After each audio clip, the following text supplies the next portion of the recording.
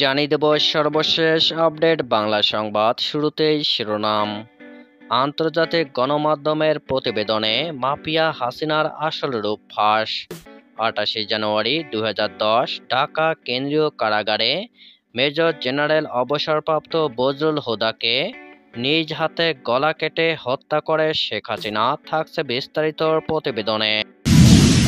এরপর জানিয়ে দেব অবশেষে র্যাবের হাতে গ্রেপ্তার ওবায়দুল কাদের, গ্রেপ্তারের ভিডিও ফাঁস। থাকছে বিস্তারিত প্রতিবেদনে। এবং সবশেষে জানিয়ে দেব আন্তর্জাতিক গণমাধ্যমের প্রতিবেদনে হাসিনাকে গ্রেপ্তার করে বিচারের মুখোমুখি করতে ইন্টারপোলের সহায়তা। আন্তর্জাতিক চাপে হাসিনার পাশ থেকে সরে দাঁড়ালো মোদি। থাকছে বিস্তারিত প্রতিবেদন। এতক্ষণে শিরোনাম শুনছিলেন, এবার বিস্তারিত।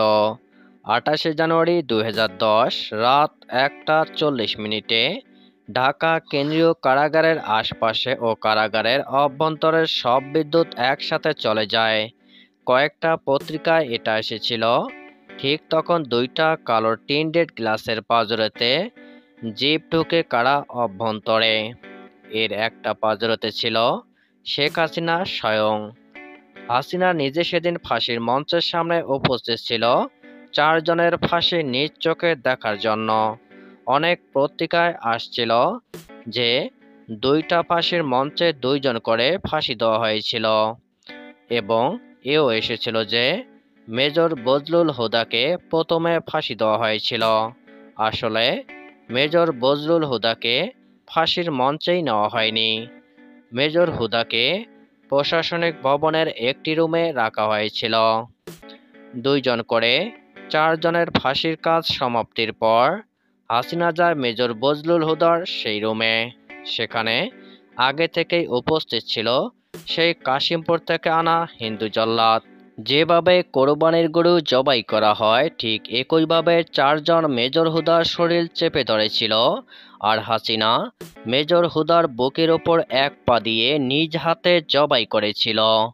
প্রত্যক্ষদর্শীর বর্ণনা থেকে জানতে পারা যায়, জবাই সময় কিছু রক্ত ফিনকি দিয়ে হাসিনার শাড়ির বেশ কিছু অংশ ভিজে যায়।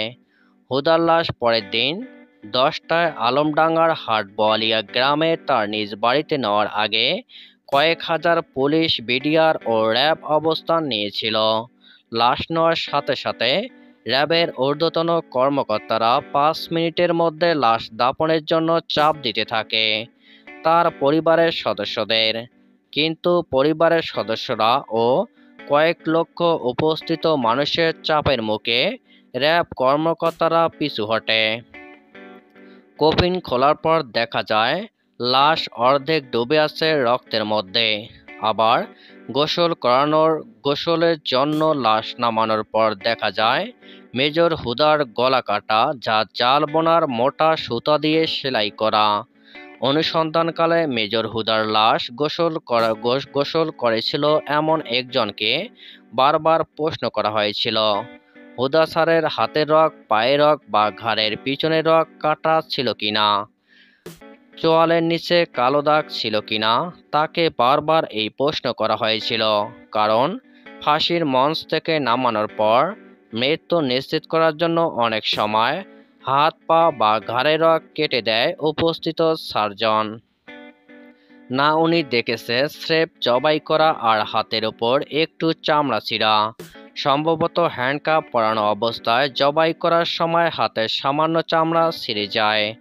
মেজর হুদার পরিবারের কেউ আজ পর্যন্ত এই জবাই করার বিষয়ে মুখ খোলেনি তাদের জীবনের নিরাপত্তার কারণে।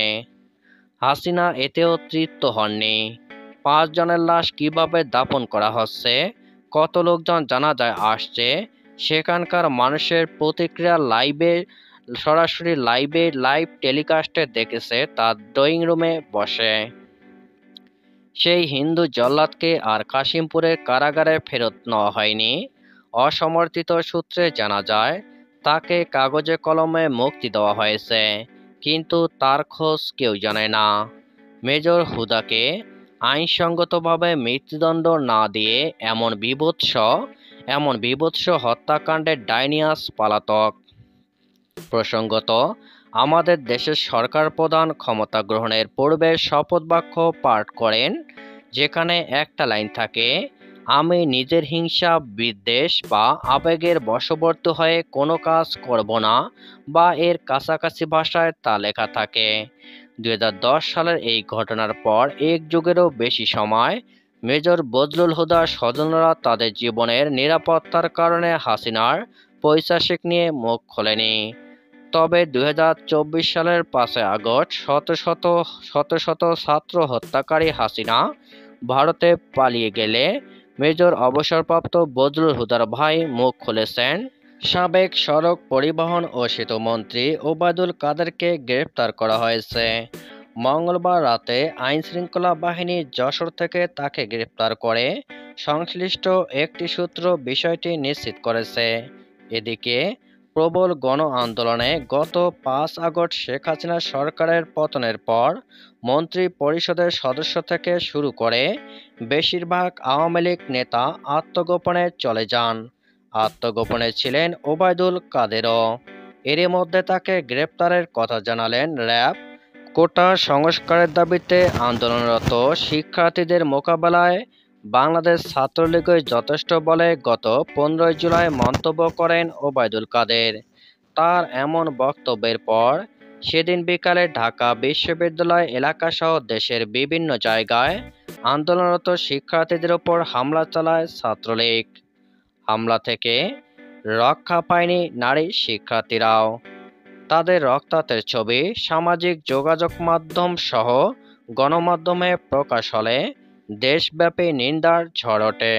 ছাত্রলীগের পাশাপাশি সমালোচনায় লিপ্ত হন ওবায়দুল কাদেরও। অন্যদিকে গতি পায় শিক্ষার্থীদের আন্দোলন।